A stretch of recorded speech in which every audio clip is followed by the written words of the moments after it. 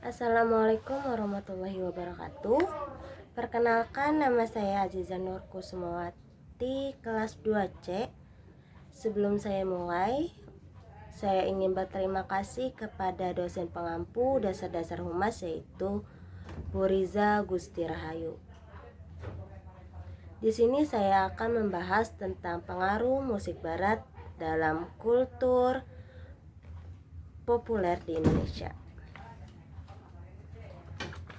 Seperti yang kita tahu, musik adalah beberapa nada atau suara yang disusun sedemikian rupa sehingga mengandung irama, lagu, dan keharmonisan. Musik menjadi bagian dari kebudayaan yang berkembang dari waktu ke waktu. Pada masa awal, setiap wilayah geografis ini memiliki cirinya musik masing-masing. Namun, pada masa berikutnya, musik tidak hanya berkembang di wilayah yang tertentu, tapi saling mempengaruhi daerah satu dengan yang lainnya. Musik barat ini memiliki pengaruh yang besar di banyak negara di seluruh dunia, termasuk di Indonesia. Sejak awal abad terakhir, musik Amerika Latin meraih kesuksesan dalam industri musik AS karena karakter musik tersendiri dan penggabungan dengan industri perfilman. Melalui Amerika Serikat dan Eropa, ia telah mempengaruhi musik populer di dunia, termasuk Indonesia, Malaysia, Singapura, dan India. Juga negara-negara yang berkontribusi dalam penyebaran gaya Latin di Indonesia. Korpus karya asli musik Indonesia Latin cukup besar dan memiliki kualitas yang hebat, khususnya rekaman audio yang dilakukan pada 1950-an dan 1960-an yang memadukan unsur musik Latin, Barat, dan daerah sehingga terciptanya bentuk musik baru yang dikenal sebagai lagu daerah dan pop daerah. Menurut kepentingan musik Indonesia Latin ini berperan dalam proses hubungan antara Asia dan Amerika. Pada zaman penjajahan Spanyol, Portugis, dan Belanda, pengaruh Islam di Indonesia, India, Malaysia, dan semenanjung Iberia, pengaruh musik Belanda di Indonesia dan Jerman di Amerika Latin, peran musik di Afrika di Amerika Latin, dan kemungkinan pengaruh dua arah antara Afrika dan Indonesia, dan imigrasi di Amerika oleh nelayan Nusantara Oseania pada masa prasejarah. Pengaruh musik barat ini pada generasi milenial di Indonesia juga memang cukup signifikan dalam beberapa dekade terakhir.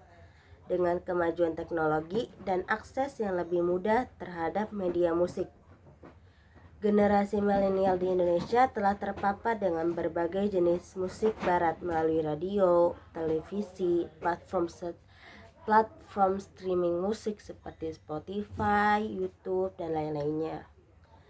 Dan juga ada pengaruh dari media sosial. Pengaruh musik barat ini dapat terlihat dalam berbagai aspek kehidupan generasi milenial, termasuk gaya berpakaian, tata bahasa, tren dansa, dan bahkan cara berbicara. Musik barat juga sering kali menjadi inspirasi bagi para musisi muda di Indonesia dalam menciptakan lagu-lagu mereka. Di sisi lain, ada juga pengaruh positif dari musik barat terhadap generasi milenial di Indonesia.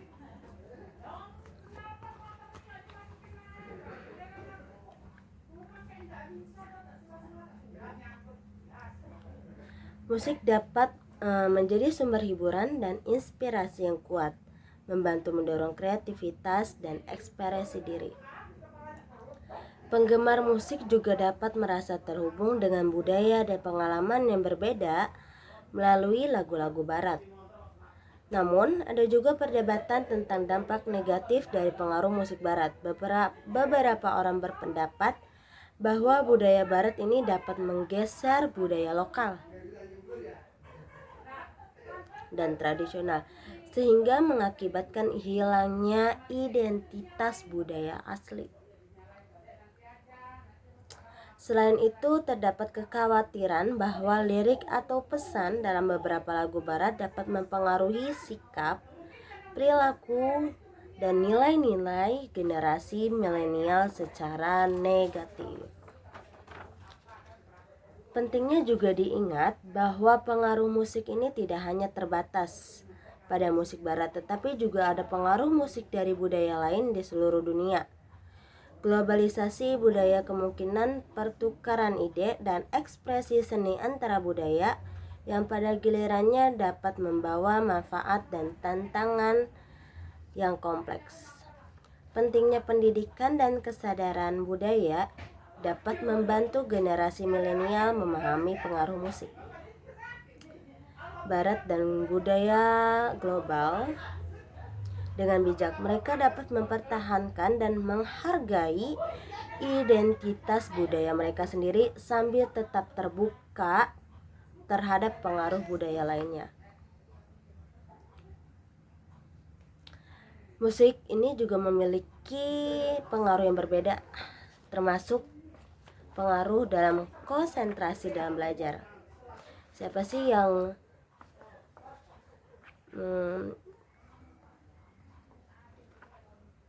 kalau belajar sering dengerin musik, termasuk saya sendiri. Nah, di sini nih beberapa orang emang mungkin merasa bahwa mendengarkan musik ini tuh dapat membantu meningkatkan fokus dan konsentrasi mereka saat belajar. Sementara yang lain mungkin merasa bahwa musik ini menjadi gangguan dan menghambat produktivitas mereka. Di sini saya ingin memberikan beberapa pengaruh umum yang dapat dimiliki musik terhadap konsentrasi belajar. Yang pertama, meningkatkan mood. Mendengarkan musik ini juga disukai dapat meningkatkan mood dan keadaan emosional seseorang. Kayak misalnya lagi galau, kita dengerin lagu sedih. Kalau misalnya kita lagi happy, kita dengerin lagu senang, seperti lagu senang kayak degup-degup. Kalau misalnya lagi galau, lagu sad gitu-gitu. Nah, jika kamu merasa senang dan rileks, kemungkinan besar konsentrasi dan fokus Anda akan meningkat. Yang kedua, ada menenangkan pikiran. Beberapa jenis musik seperti musik klasik dan instrumental dapat memiliki efek menenangkan pada pikiran. Ini dapat membantu mengurangi stres dan kecemasan yang mungkin mengganggu konsentrasi belajar. Kalau kamu memiliki musik yang punya kayak detuman kencang, itu kemungkinan kamu tidak akan bisa untuk fokus untuk dalam belajar.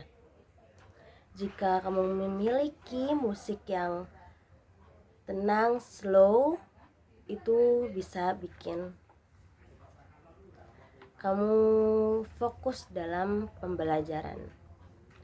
Yang ketiga, bisa meminimalkan gangguan.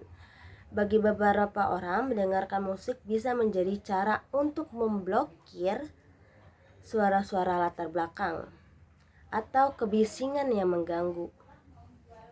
Dalam lingkungan yang bising, musik dapat membantu menciptakan suasana yang lebih tenang dan fokus. Dan yang keempat, ada peningkatan motivasi. Musik yang energik ini dan bertenaga dapat meningkatkan tingkatnya motivasi dan keinginan untuk belajar. Ritmenya yang cepat dan liriknya membangkit semangat dapat memberikan dorongan ekstra saat menghadapi tugas yang sulit.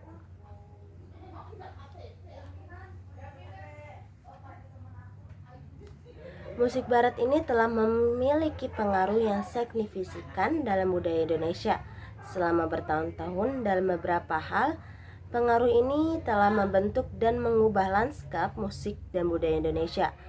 Pengaruh utama musik barat dalam Indonesia. Musik barat telah mempengaruhi tren mode dan gaya hidup di Indonesia, terutama sejak era globalisasi dan perkembangan teknologi. Budaya populer barat seperti musik, film, dan mode yang telah menjadi inspirasi lebih besar pada remaja generasi muda di Indonesia. Musik barat ini telah memberikan pengaruh yang kuat dan bentuk gaya musik di Indonesia. Genre seperti pop, rock, hip hop, dan elektronik telah menjadi populer di Indonesia. Berkat pengaruh musik barat, banyak musisi Indonesia ini terinspirasi oleh artis barat dan mengadopsi elemen musik mereka dalam karya mereka sendiri. Konser barat baik di Indonesia maupun di luar negeri menjadi daya tarik bagi masyarakat Indonesia. Banyak artis yang terkenal tampil di Indonesia dan ini telah menciptakan antusiasme yang besar di kalangan penggemar musik di negara ini. Selain itu, festival musik internasional seperti Java Jazz Festival dan Jakarta Warehouse Project juga telah memperkenalkan musik barat kepada khalayak Indonesia. Pengaruh musik barat juga dalam industri musik di Indonesia. Banyak prosedur musik dan pengaruh rekaman Indonesia telah mengadopsi pendekatan pemasaran strategi bisnis yang dipengaruhi oleh industri musik barat. Selain itu, kolaborasi antara musisi Indonesia dan Barat juga semakin umum terjadi. Media dan teknologi, perkembangan teknologi dan media sosial telah memudahkan akses masyarakat terhadap musik dengan platform musik. Lagu-lagu Barat dapat dengan mudah didengarkan dan diakses oleh orang Indonesia. Ini telah mengubah cara orang Indonesia mengonsumsi musik dan membantu memperluas cakupan musik barat di negara ini.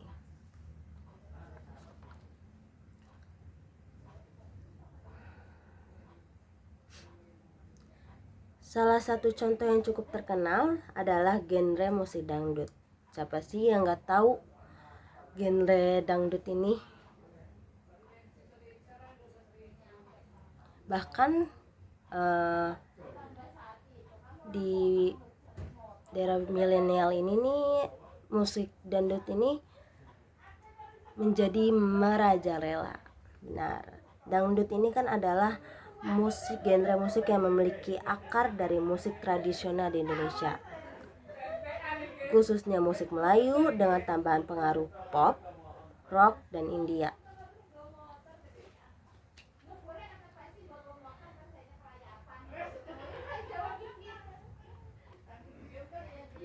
Dangdut juga mengadopsi instrumen yang pengaruh musik barat seperti gitar listrik, drum set, dan synthesizer.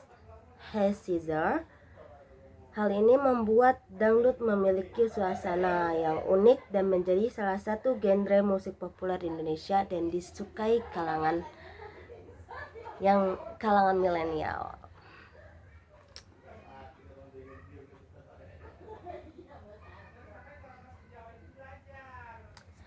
Beberapa musik di Indonesia juga menggabungkan lirik berbahasa Indonesia dengan berbahasa Inggris atau bahasa-bahasa asing lainnya dalam lagu mereka. Ini mencerminkan pengaruh budaya global dan keinginan untuk menjangkau audiens internasional.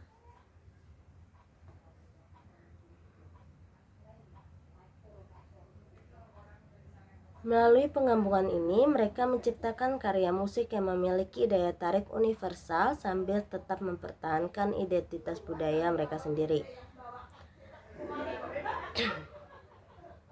Sekitar tahun 1930-an, beberapa komponis mencoba memasukkan unsur-unsur barat dan Latin ke dalam irama keroncong, di antaranya S. Abdullah yang membuat lagu keroncong rumba, keroncong tango atau lagu Periksa Dirimu, dan berbagai perpaduan lainnya.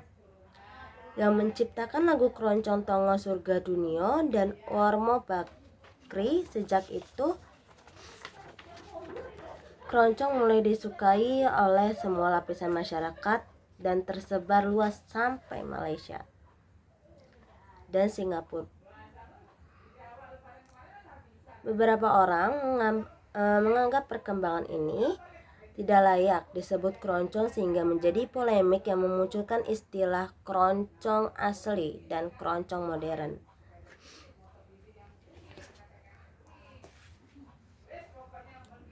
Selain keroncong dan orkes gambus, pemusik Melayu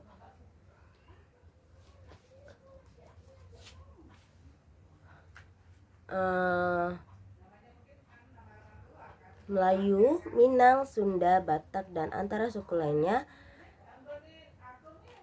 mencampurkan musik tradisional masing-masing dengan unsur Latinnya dan AS, sehingga muncul yang disebut lagu daerah dengan pop. Mereka memainkan bongo, conga, marka, kalaves, piano, dan trompet. Bukan hanya musik yang mempengaruhi kultur populer di Indonesia, adalah perkembangan musik elektronik dance di Indonesia. Gak asing dong tentang dance ini. Budaya musik Amerika ini memberikan pengaruh pada kehidupan muda dalam musik elektronik dance yang melewati batas-batas negara. Pada akhirnya memberikan pengaruh di seluruh dunia termasuk Indonesia. Penggunaan internet terutama media sosial memberikan pengaruh di seluruh dunia termasuk Indonesia. Digunakan kepentingan yang positif juga dengan media sosial. Setiap orang akan dengan mudah mendapatkan pertemanan baru, bahkan bagi pengusaha dapat memperluas relasi bisnis mereka. Musik elektronik di Indonesia ini juga mengacu pada genre musik yang menggunakan alat musik elektronik dan produksi dengan bantuan perangkat lunak komputer. Gaya musik ini umumnya ditunjukkan untuk membuat pendengar bergerak dan menari di atas rantai dansa. Genre musik elektronik di Indonesia ini telah berkembang pesat selama beberapa tahun, telah menjadi sangat populer di kalangan generasi muda.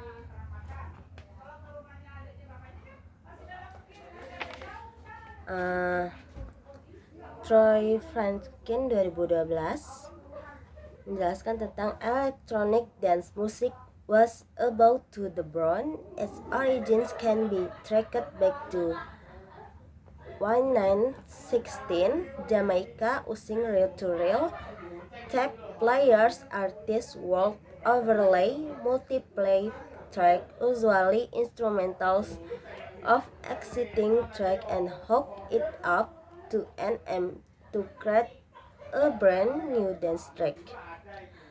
This was the creation of the disc jockey or the DJ. These DJs would play their tapes, grab a MC, and throw a party. This style eventually became known as dance music and led to the next form of electronic music known as house music.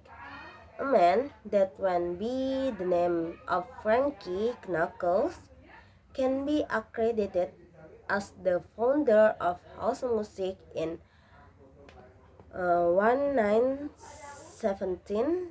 Detroit, the godfather of house, would play at clubs with a mixer and two turntables. Using the equipment he was able the recounted record by mixing the adjusting tempos and adding percussive layers. The effects are the fundamental tools that DJ and producer also today when play a live set or recording a track in a studio.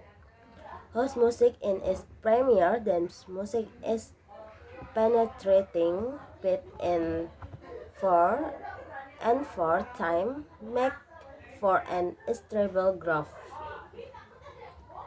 Kesimpulannya bahwa electronic dance music ini sudah dari tahun 1960-an.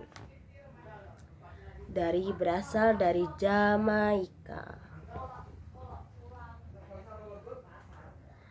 Awalnya menggunakan pemutar tape, beberapa lagu dan instrumental ada sebelumnya dijadikan lagu yang baru lagi. Lalu seiring waktu tahun 1970 muncullah DJ yang pada akhirnya menggunakan teknologi yang lebih maju merupakan mixer dan 2 turntable yang menjadikan sebagai awal dari kemunculan musik house yang termasuk ke dalam musik EDM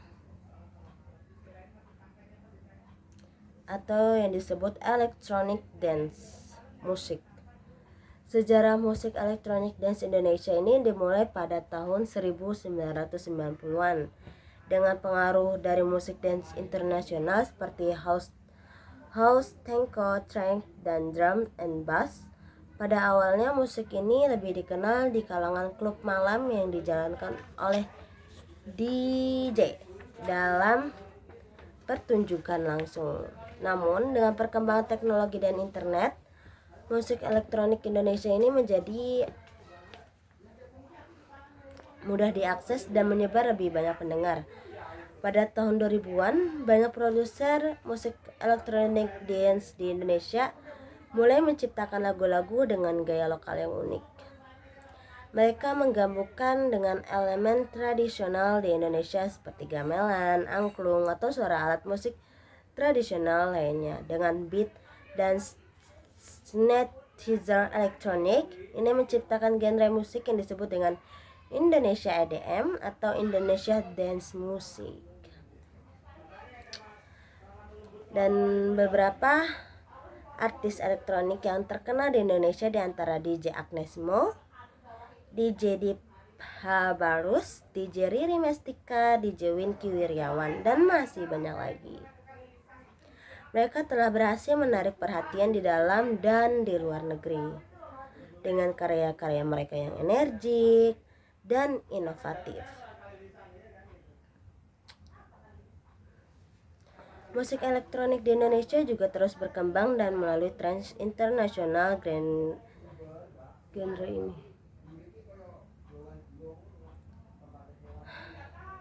Dan munculnya platform streaming musik seperti yang saya sebutkan kayak Spotify, YouTube, dan SoundCloud.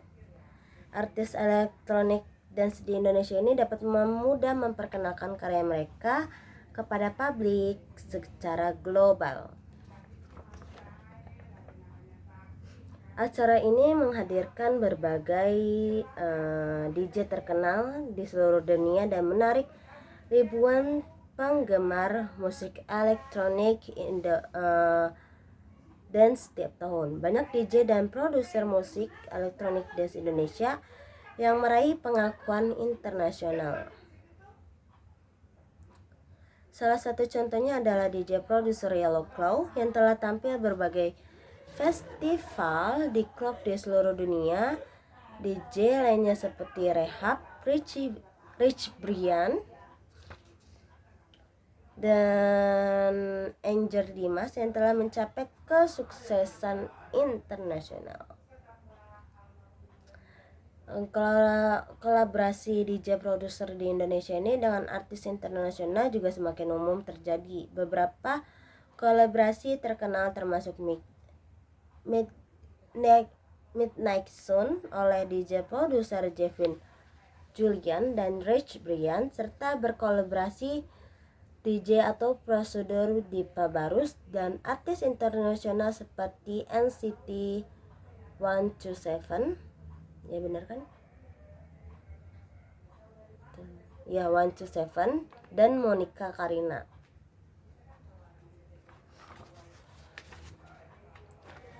Banyak musisi Indonesia telah mengadopsi elemen musik elektronik Indonesia dalam karya-karya mereka. Beberapa lagu populer yang menggabungkan EDM dengan musik lokal termasuk Takkan Terganti oleh Katina dan Bagaikan Langit oleh Potret.